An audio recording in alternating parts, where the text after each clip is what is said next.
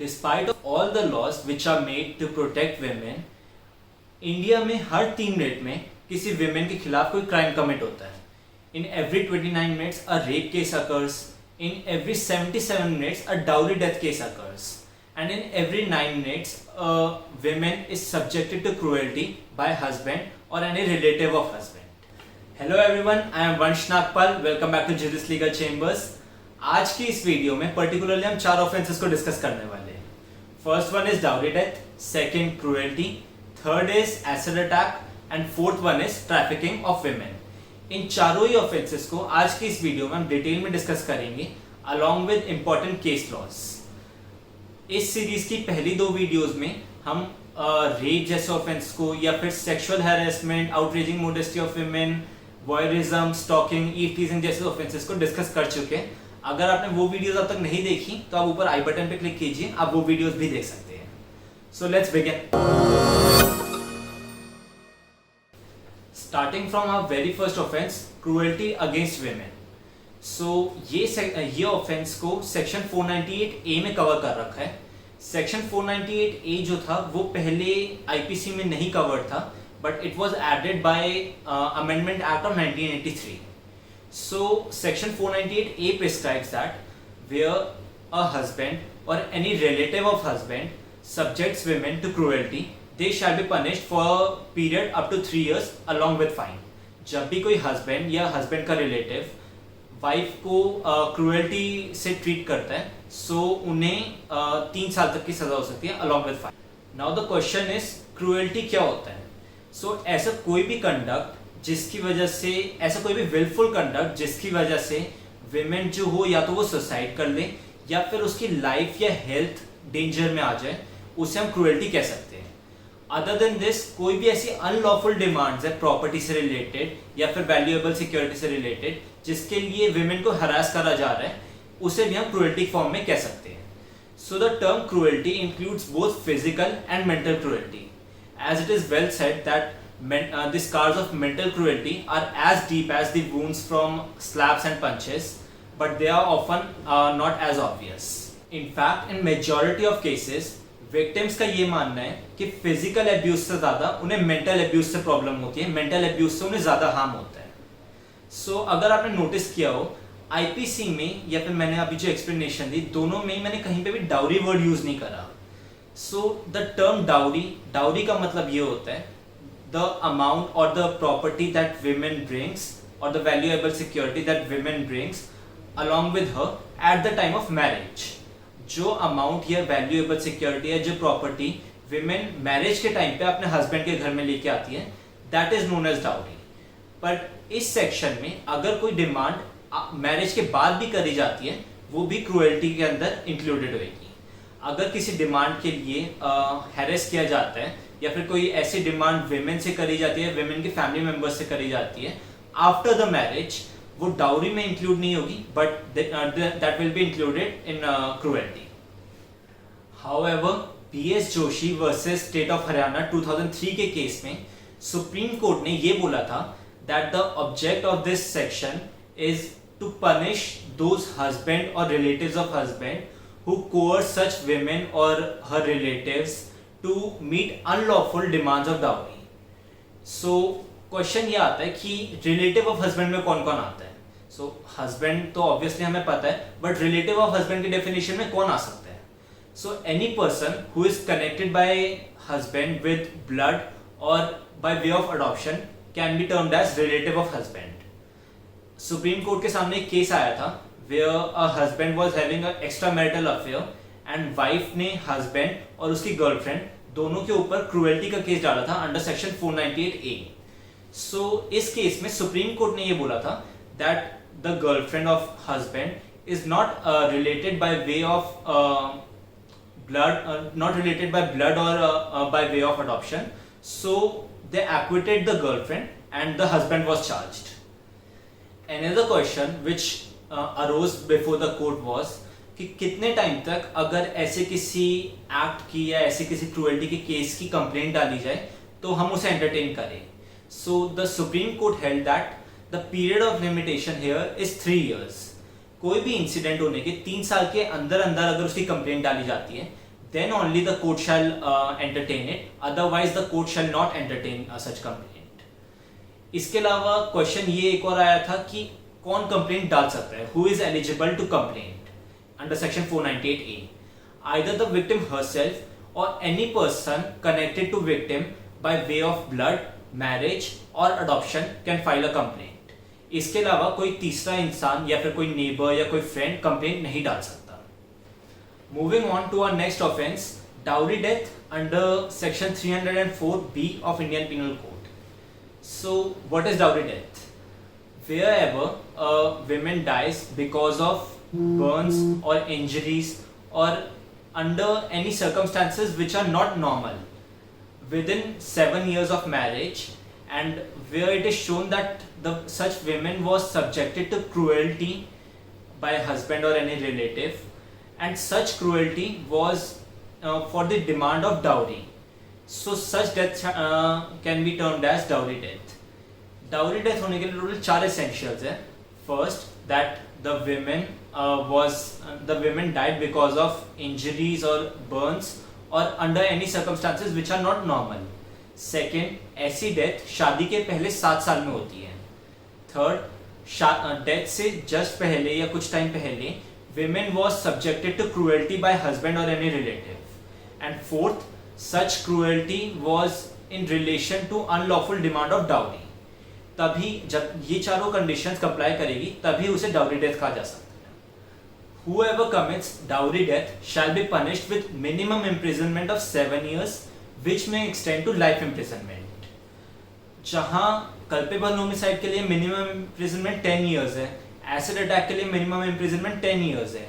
ऐसी सिचुएशन में where women is से murdered by her own family members whom she was supposed to trust, तो आपके हिसाब से इसमें मिनिमम इम्प्रिजनमेंट 7 इयर्स सही है या इसमें कुछ चेंज होना चाहिए? Just do let me know in the comment section. Section 304B of Indian Penal Code is always read with section 113B of Indian Evidence Act. Section 113B was added by the Amendment Act of 1983, and it states that wherever such death is caused and it is proved that the woman was subjected to cruelty soon before her death by husband or any relative of husband, then it shall be presumed that such relative has caused the death. अगर कभी भी women की death होती है and ये proof हो जाता है कि that the women was subjected to cruelty, so ऐसे केस में ये एज्यूम करा जाएगा कि हस्बैंड या फिर रिलेटिव ने ही उसका खून करा है, and now it will be the responsibility of such husband और रिलेटिव एज द केस में बी कि वो प्रूव करे कि उन्होंने ऐसा नहीं करा. Now a very important question is कि सेक्शन 304B की एसेंशियल्स में से एक एसेंशियल ये है that such women was subjected to cruelty by husband or any relative.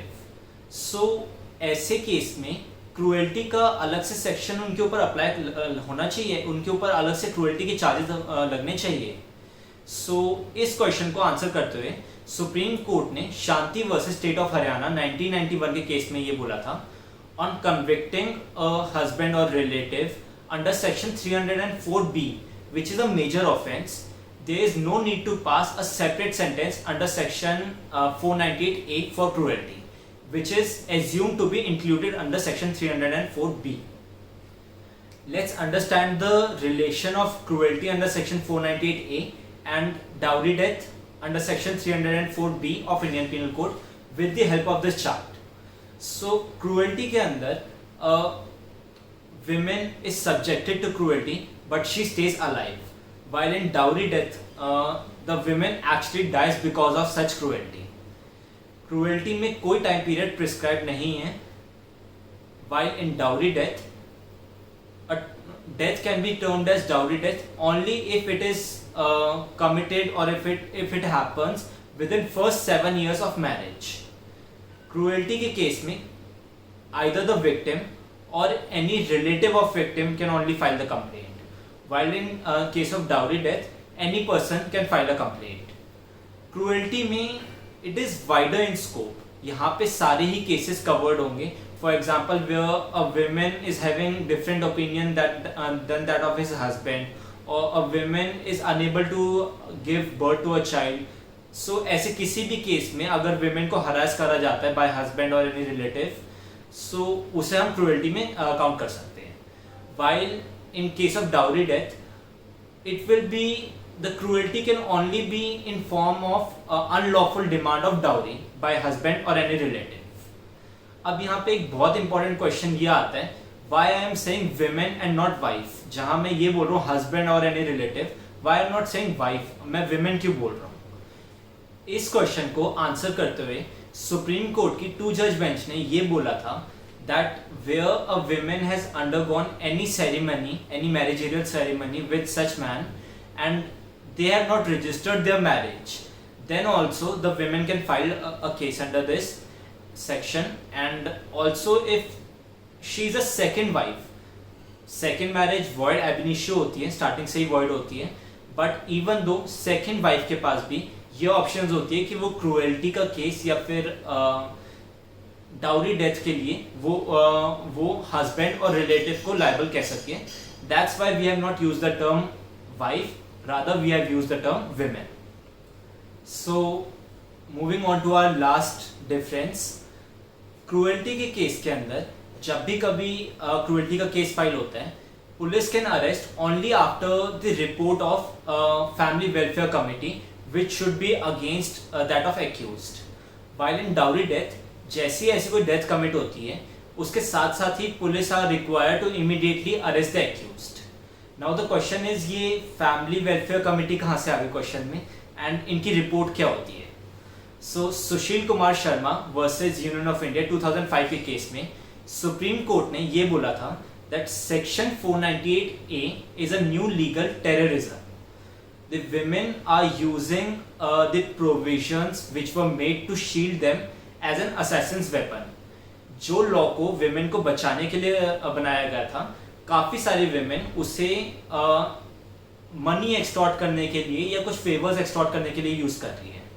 In fact मेरे पास लास्ट इस सीरीज़ की पिछली 2 वीडियोस में काफ़ी लोगों के कमेंट्स आए थे कि उन केसेस में क्या होता है जब कोई फॉल्स केसेस फाइल होते हैं फॉर रेप या फिर for outraging the modesty of women, and at last money extort करके उन केसेस को बंद कर दिया जाता है.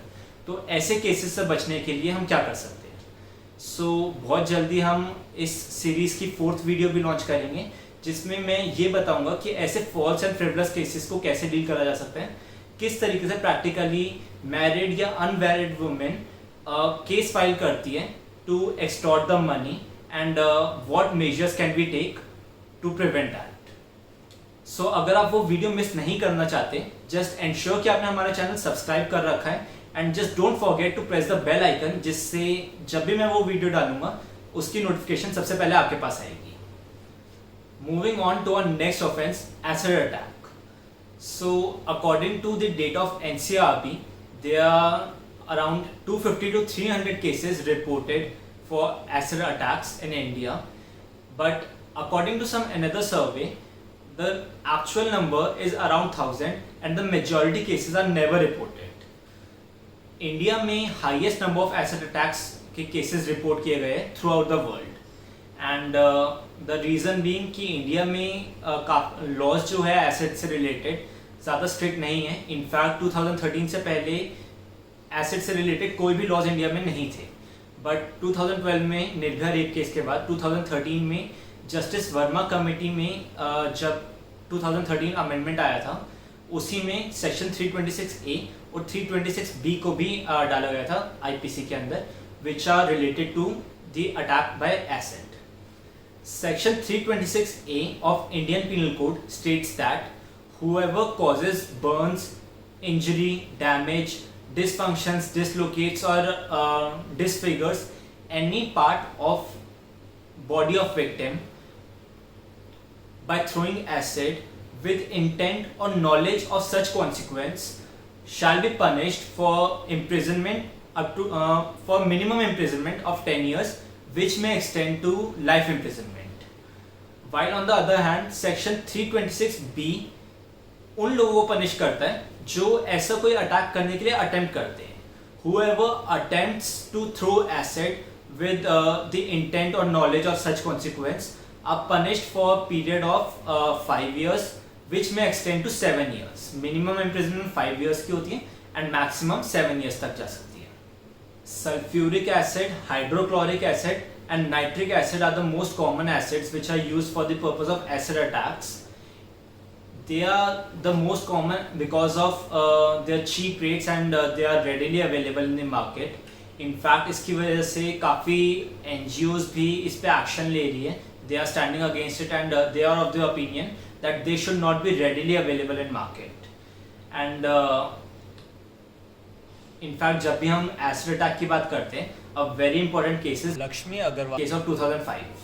So basically, Lakshmi Agarwal was a minor girl जिसे 3 लड़के परेशान करते थे. One of them was Naeem Khan and Naeem Khan wanted to marry her but Lakshmi Agarwal ने मना कर दिया था. So इन तीनों लड़कों ने उसके ऊपर एसिड फेंका जिसकी वजह से लक्ष्मी उसका अग्रवाल पूरा फेस जल गया था. इनफैक्ट छपाक दीपिका पादुकोण की जो मूवी है it is based on this case only and Deepika Padukone is playing the role of Lakshmi Agarwal here. So इस केस में लक्ष्मी अग्रवाल 2006 के अंदर एक PIL फाइल करी थी before supreme court of India where she was of the opinion that these assets should not be readily available in market because since they are readily available, the boys get the opportunity to take revenge from girls for not accepting their proposal or for rejecting them and they use acid to attack them.